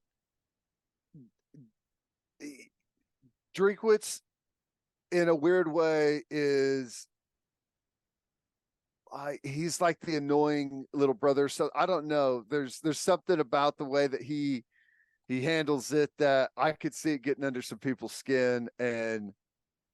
But he put together a way better football team than I thought they were going to have this year. There's no doubt about that. And, you know, he was on the hot seat coming into the season, and they're off to one of the best starts that they've had in a while. So credit what he's done. No doubt about it. All right, last game. Number 14 LSU heading to number 8 Alabama. Game will be 6:45 on CBS. Alabama currently a 3-point favorite. Big one in the SEC West. And when you break this game down, you think about, hey, what's going to be exciting to watch? Strength on strength in this one. That Bama defense that may be the best in the country against that LSU offense that may be the best in the country with the way that Jaden Daniels is playing. That's the game, in my opinion. I think we haven't really seen anyone be able to slow down that LSU offense, but Bama's defense in Tuscaloosa, this could be the day where we see Jaden Daniels and that wide receiver core not find as much success. I know. It's interesting to think about because LSU has an awesome offense. Bama has a great defense. And those two are going to clash. You expect LSU to put some points up, but you also expect Bama's defense to be able to do a good job. It's really probably going to come down to, does the LSU defense or Alabama offense play better? You know, I expect the good units for each team to kind of do their thing. It's what other side of the ball is going to be able to put together a good game. If Alabama's offense can be sharp, not turn it over, be explosive in the deep ball game, which feels like it's probably the best part of their offense. Like if they can hit on that stuff, they probably win the game. If LSU's defense can find a way to bother Milroe, force a couple of big turnovers, maybe a sack fumble, maybe a pick six, something like that, they probably win the game. You know, you're going to get what you get from the star units. It's what can the other guys do. Yeah, I think Bama's the more balanced team, and they're Yeah. at home. LSU is going to be missing pieces of a secondary that hasn't been good. They're going to be digging deeper, even deeper into the depth chart. So can Jalen Milroe exploit that? Can Burton and Bond make some big explosive plays in the passing game? I think they can. Ultimately, I think Alabama wins this football game. And LSU's, if they want to win the West, right, they've already lost to Ole Miss. They absolutely have to have this one. And I just don't know if Jaden Daniels and that offense, right, with Neighbors and Thomas and Lacey and all those guys at wide receiver, I just don't know if they are able to be so good to where the deficiencies on LSU's defense don't matter in this one. Like, can they just go out there and have an all-time performance? I find that hard to believe against that Bama defense in Tuscaloosa. Yeah. Because Alabama's offense has gotten all kinds of criticism this year, rightfully so, but they've gotten incrementally better week by week by week. And they've found a nice little rhythm. I think they've learned to build on Milroe's strengths and try to help their offensive line out a little bit. They're not as bad as what they were against South Florida. And I think maybe like whenever you go out and you play bad early in the year, it's hard for people to see you differently than what you were at that point. And they've gotten better. They're going to find some plays and they're going to score some points against LSU. There's not only a lot on the line when it comes to the SEC title race in this one, some Heisman implications. That award, we've talked about it a little bit. That award's up in the air. If Jaden Daniels can go into Tuscaloosa, have a tremendous performance, all of a sudden he's really in the mix for the Heisman Trophy. And how about this stat? And our buddy Brett McMurphy put it out there. Jaden Daniels is trying to become the first starting quarterback to beat Nick Saban in consecutive seasons since Drew Brees did it at Purdue in 1998 and 1999 when Saban was at Michigan State. That blew my mind. Crazy. Yeah, that's wild. That's what happens when you hardly ever lose a game. No kidding. No one ever beats you back to back.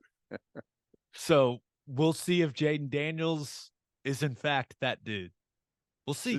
I think it's going to be a great game. It's like the stat, like Coach Stoops never lost a game after the OU Texas game. It's like, yeah, that's what happens whenever you average one loss a year, for pretty much. That's an incredible stat though. But I don't know how many guys like Jaden Daniels they faced back to back in the West. There hadn't been a whole lot of those type of guys in the West of the SEC over that long period. Been a handful of guys, but Manziel almost did it. Almost. All right, let's finish up with our winners and losers of the week. But first, do you have difficulty sitting for long periods of time or can't lay on your side due to pain? Well, it's a hip thing, and the only person to go see is Dr. Brandon Johnson at the Hip Clinic in Oklahoma City.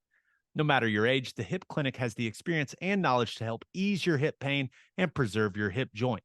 Don't let the pain hold you back any longer. Don't just accept a hip replacement.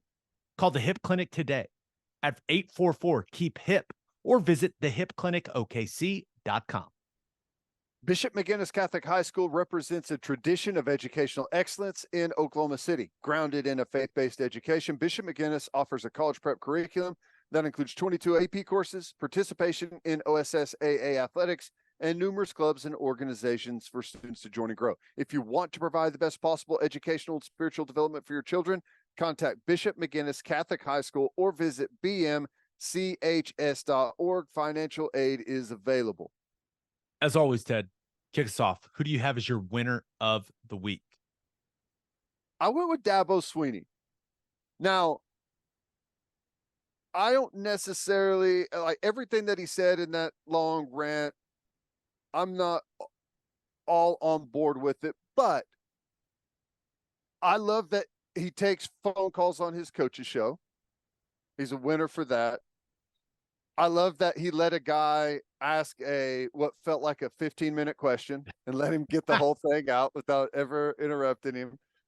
And then I I I like the way he laid things out and put together that semi rant. I like stuff like that for college football. Now, you can say what you want about Dabo, and they're 4-4 right now. They got another tough one this week.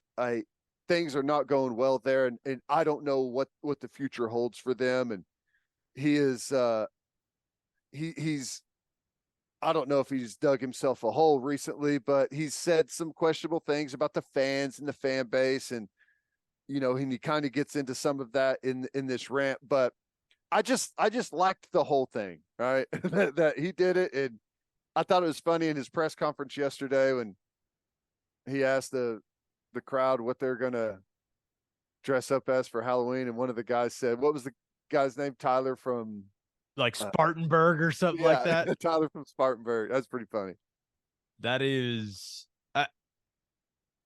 I feel like some of the criticism of Dabo is warranted, right? The fact that he's not using the transfer portal, right? They're not having a good season.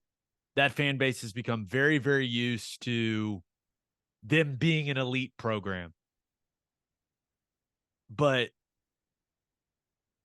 and I know it's a, what have you done for me lately job, but damn, man, that guy made Clemson football into something.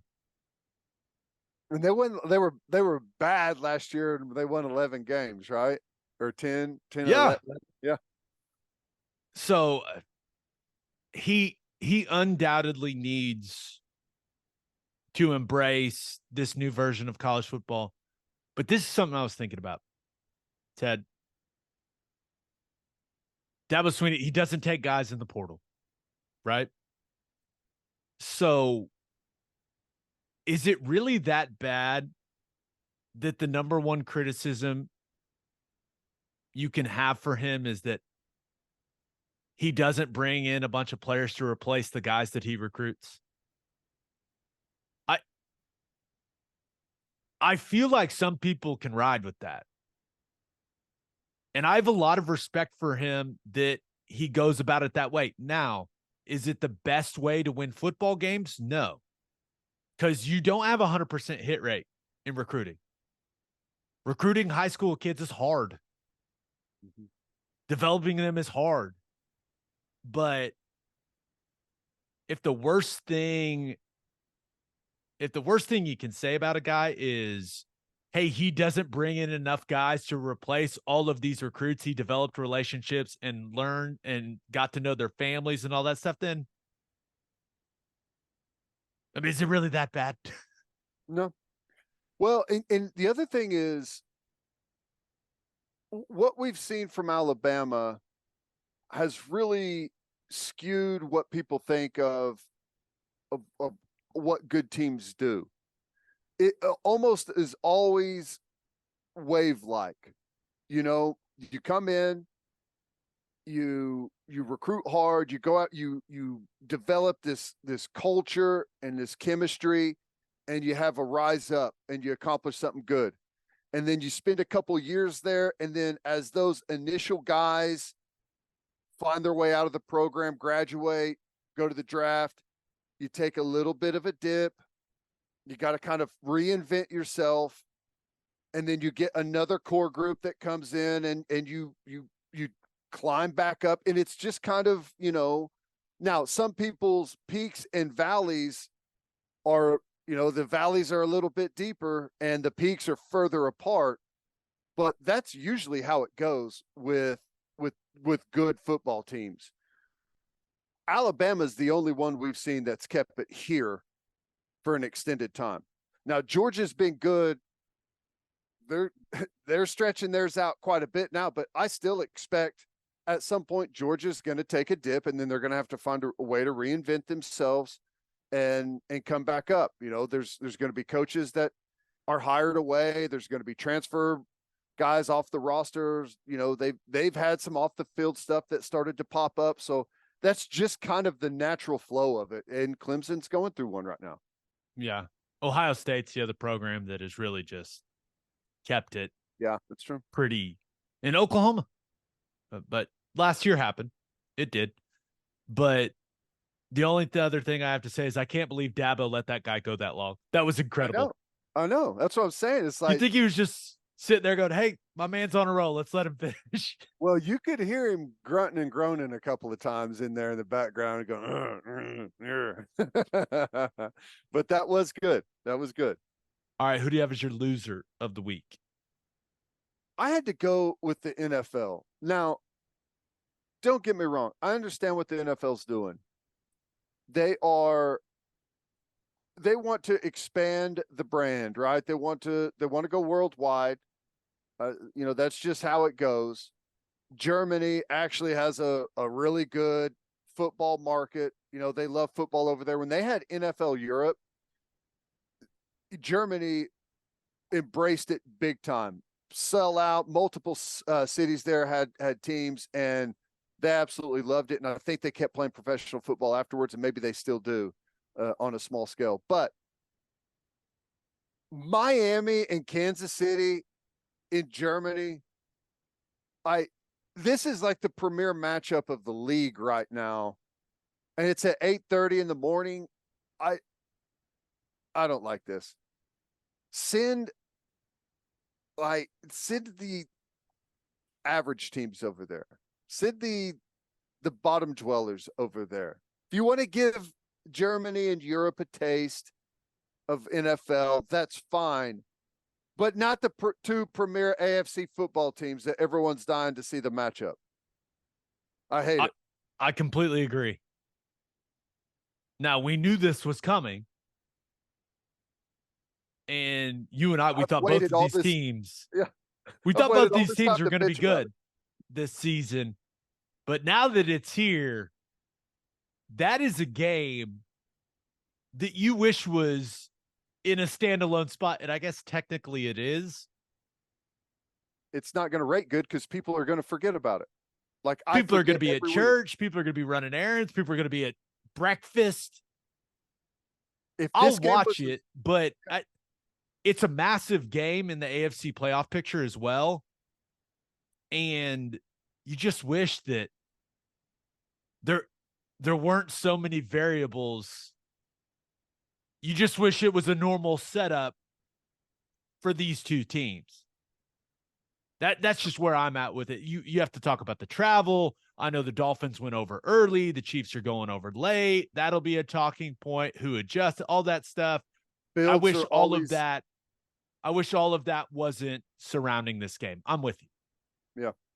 If this was the Sunday night game, it'd be the highest rated game of the season. But since it's Sunday night is Buffalo and Cincinnati. It's a good one. That's a good one. You also have Dallas at Philadelphia.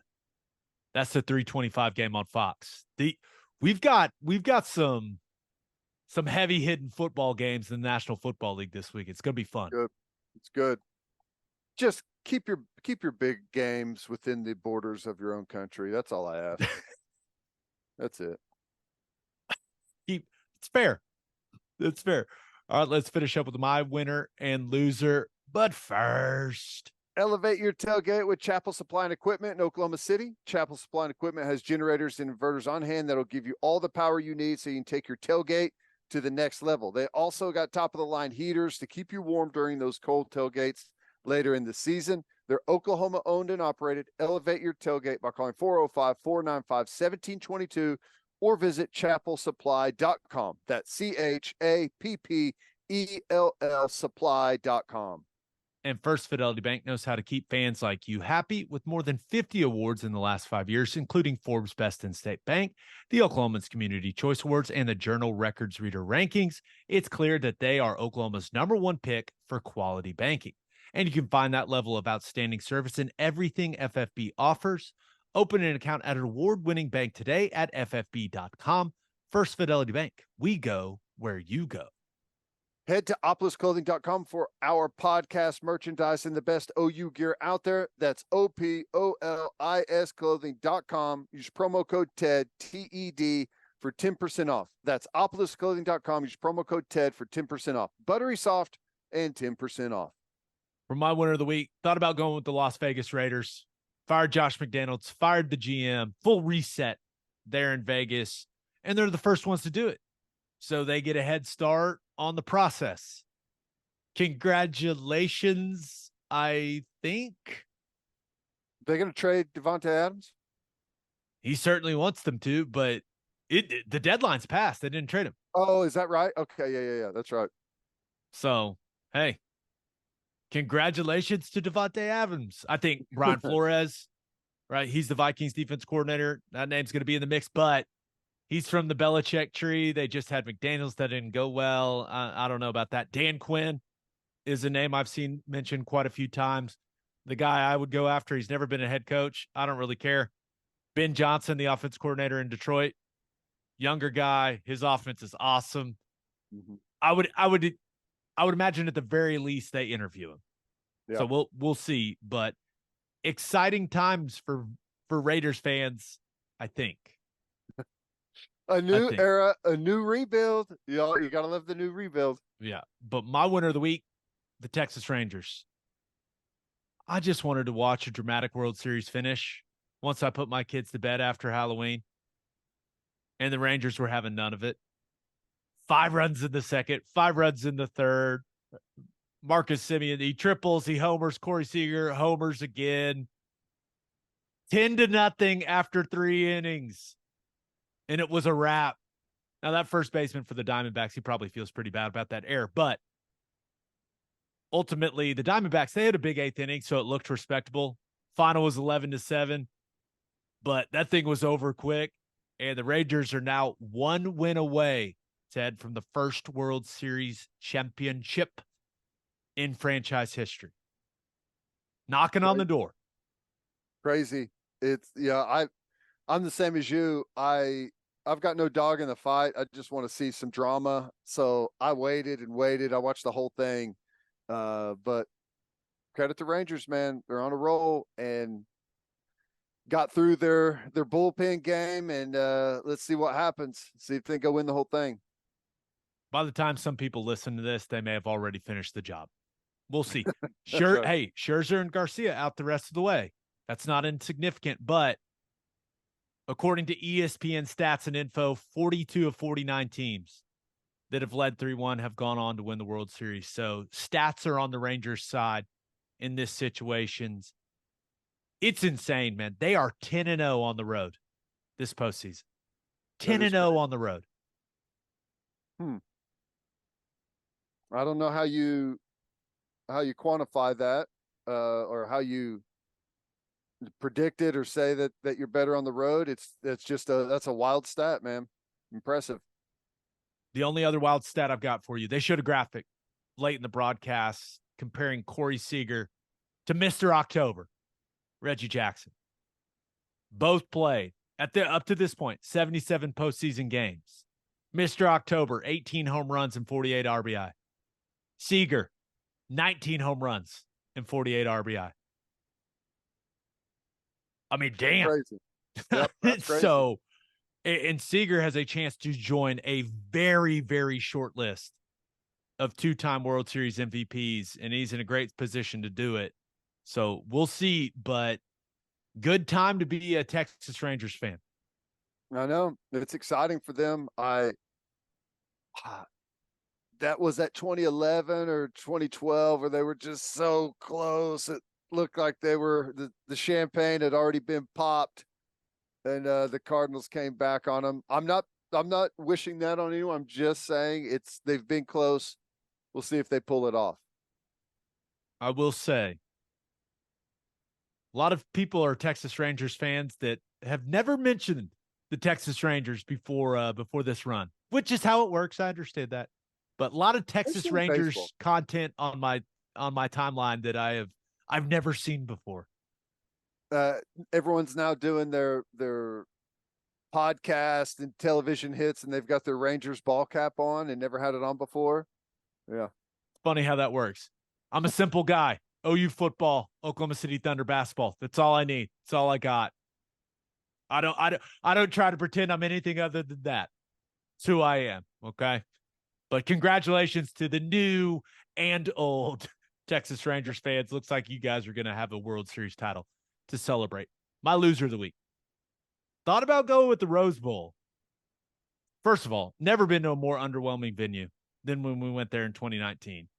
That was shocking. It was awful. Yeah. And now they've got people stealing stuff out of the visitor locker room there during UCLA games. Come on, Rose Bowl. Figure it out. Did you see Deion Sanders' quote? Yeah. This is the Rose Bowl. They said the granddaddy of them all, right? I'm sure granddaddy had some money. Grandpa should have some money to give these kids. I'm shocked that they don't know who did it. There's got to be a camera, right?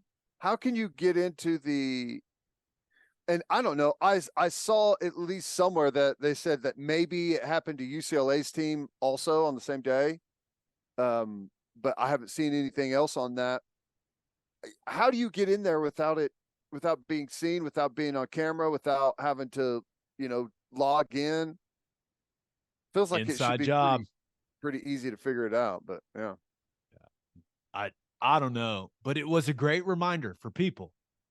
Make sure you add your valuables to your home insurance. Watches, necklaces, rings. Put it on the umbrella policy, Ted. It's important. It does not sound like those guys, many of those guys, if any, had that stuff insured. So that's going to be a sticky situation for the Rose Bowl. I can guarantee you in college, insurance was, on the list of a million things that I may have been thinking about, it probably still didn't make the list. Well, now other young men are aware. Great learning experience, right? No doubt. For my loser of the week, I'm going with Michigan. So first of all, ranked number 3 in the initial college football playoff ranking. Is there anyone out there that thinks Ohio State is better than Michigan? No. First of all, Ohio State number 1. Does anyone think Ohio State's better than Georgia? No. No. So Michigan, now you could say that that's fuel, right? That's disrespect. It has everything to do with their strength of schedule, but no one's looked better than Michigan this year. Mm-mm. No one. So they're probably pretty annoyed at number 3, but you just have so many distractions around that program. So the Wall Street Journal comes out, says that Michigan rescinded a contract extension that they had presented to Jim Harbaugh. Harbaugh said, quote, "I wouldn't say that's accurate." There's other reporting that Harbaugh was told not to sign it. Harbaugh was asked about his relationship with the AD and the school president and the leadership at the university. He avoided that question during his press conference. So you have that. And then not only were the Connor Stallions thing not die, it is gaining steam. Central Michigan doing the investigation to see if the mystery goatee guy is him or not. It's him.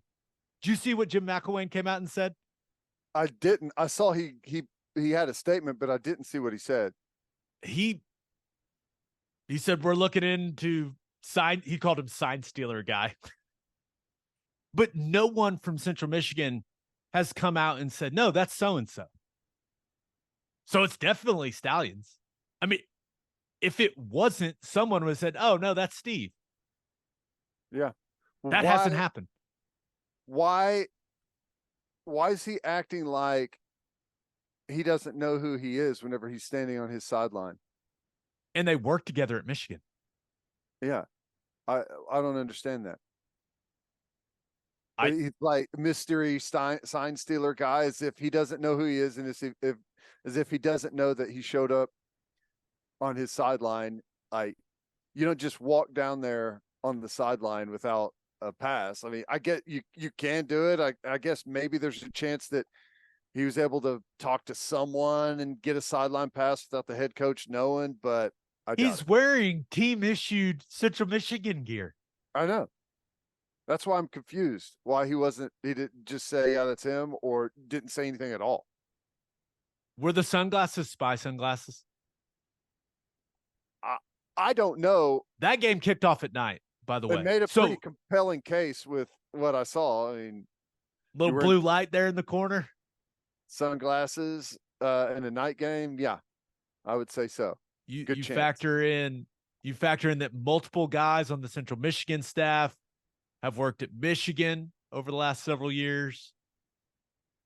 You wonder what that paper trail looks like. And they were playing Michigan State.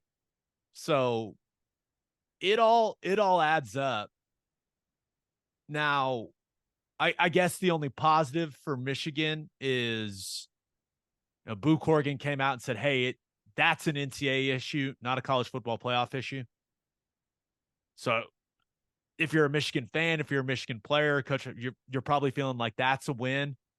But I think Michigan's the best team in the country, man. And there are distractions everywhere for this football team. Now they're going to destroy Purdue this weekend. There's no doubt in my mind. But this is a team that can go win a national championship. But there's just a lot of stuff in the way. I know. What do you think? Do you have any idea, any guess as to what happens from this? No idea. We've never seen anything like it. I tend to think that they're going to get hammered by the NCAA. Just because what else is the NCAA doesn't get to hammer teams very often anymore, right? With how the rules are. Michigan and Jim Harbaugh in particular have clearly rubbed the NCAA the wrong way. I think they're going to try to do the absolute most. Michigan will fight it in court, of course. But yeah, this whole thing is so strange. The guy was wearing spy sunglasses on the sideline. Seriously? I mean, and that hasn't been proven, but that's how it looks. Let's just be real. Corrigan said it's not it's an NCAA issue. It's not a college football playoff issue. Can the NCAA, because they don't run the college football playoff, they run the NCAA basketball tournament, they run all the other championships. They do not run the football championship. Can they issue a ban to something they don't run? I do not know. I mean, I would assume they can, but I don't, or like you at least honor what they've said. Like, I guess I don't know.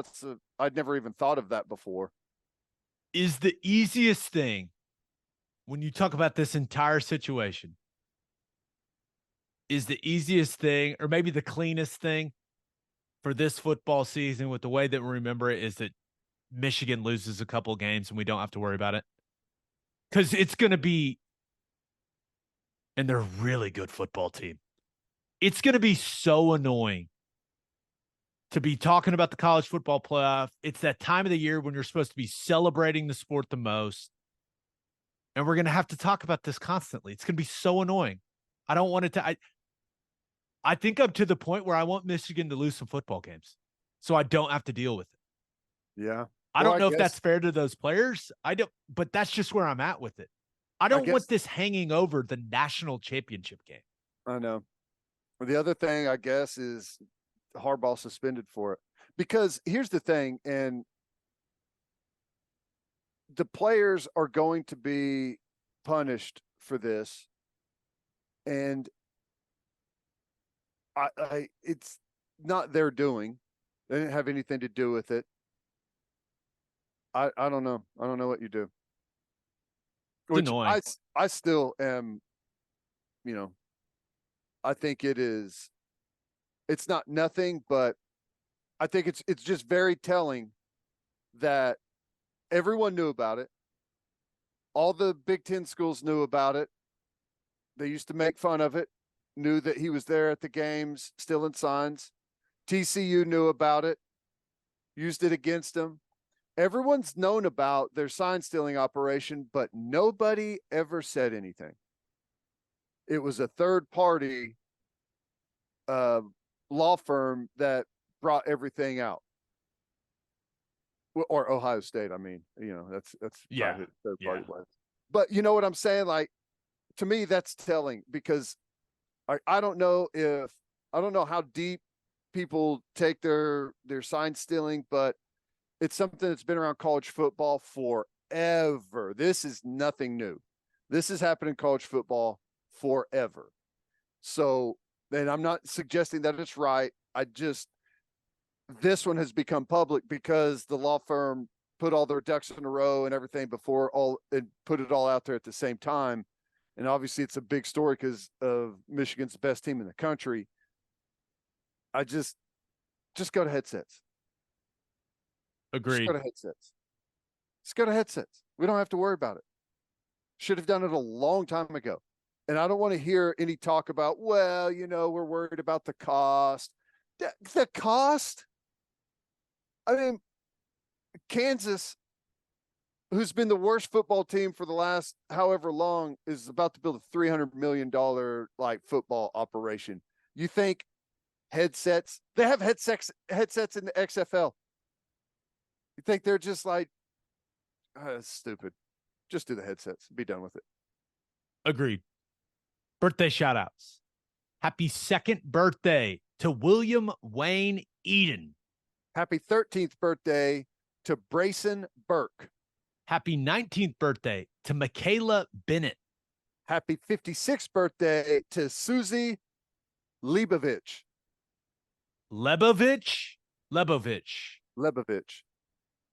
Happy birthday, Susie. Happy 78th birthday to Gary Showboat Wood. And happy birthday to Courtney English. And happy birthday to David Ray Alaman. I